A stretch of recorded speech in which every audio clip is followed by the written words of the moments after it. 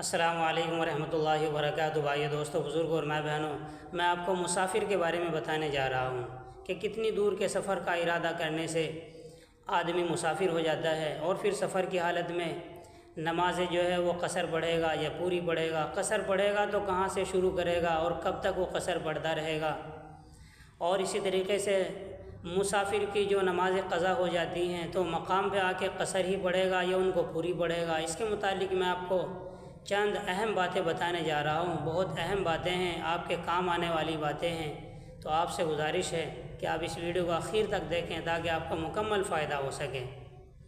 تو بھائیو دوستو، ماں بہنوں، سب سے پہلے آپ بات یہ سمجھیں کہ آدمی جب 48 میل یا 48 میل سے زیادہ کا ارادہ لے کر، یا یہ کہہ لو کہ 77 کلومیٹر یا 77 کلومیٹر سے زیادہ کا ارادہ لے کر گھر سے نکلتا ہے تو مسافر کے حکم میں ہے۔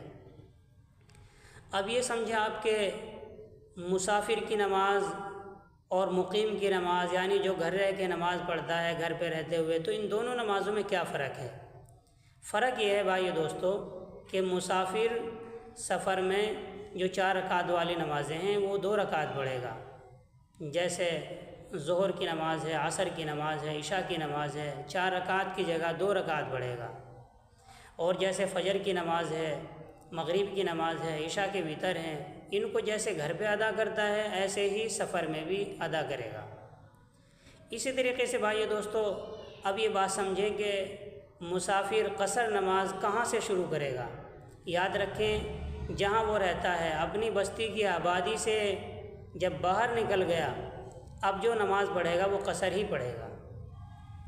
اور اسی طریقے سے جب سفر سے واپس آئے گا تو اپنی بستی کی آبادی سے جب تک باہر ہے تو وہ قصر ہی نماز پڑھتا رہے گا۔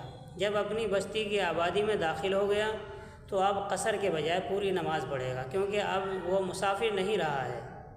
اسی طریقے سے بھائی دوستو، جو مسافر کی نماز قضا ہو جاتی ہے، کسی عذر کی وجہ سے کہہ لو، کسی مجبوری میں کہہ لو، سفر میں تھا، اس کی نمازیں قضا ہو گئی، اب مقام پہ آ کے تو وہ قصر ہی ادا کرے گا۔ کیونکہ ہمارے بہت سے بھائی بزرگ یہ سوال کرتے ہیں، پوچھتے ہیں کہ یہ سفر کی حالت میں جو قصر نماز پڑھنی تھی وہ قضا ہو گئی، اب مقام پہ آ کے قصر ہی ادا کرے گا یا پوری ادا کرے گا؟ تو یاد رکھیں بھائی دوستو، جو قصر نماز قضا ہوتی ہے مقام پہ آ کے بھی ان کو قصر ہی ادا کرے گا، یہ بات یاد رکھیں۔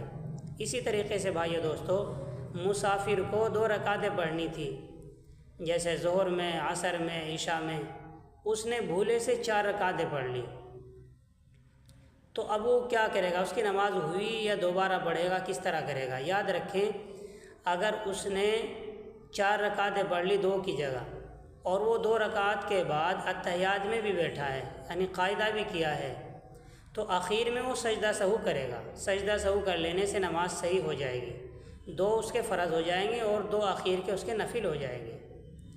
اور یاد رکھیں، اگر جان بوجھ کر 4 رکعت پڑھے گا، 2 پڑھنی تھی اور وہ جان بوجھ کر 4 رکعت ہی پڑھ رہا ہے، تو یاد رکھیں یہ گناہ گار ہوگا۔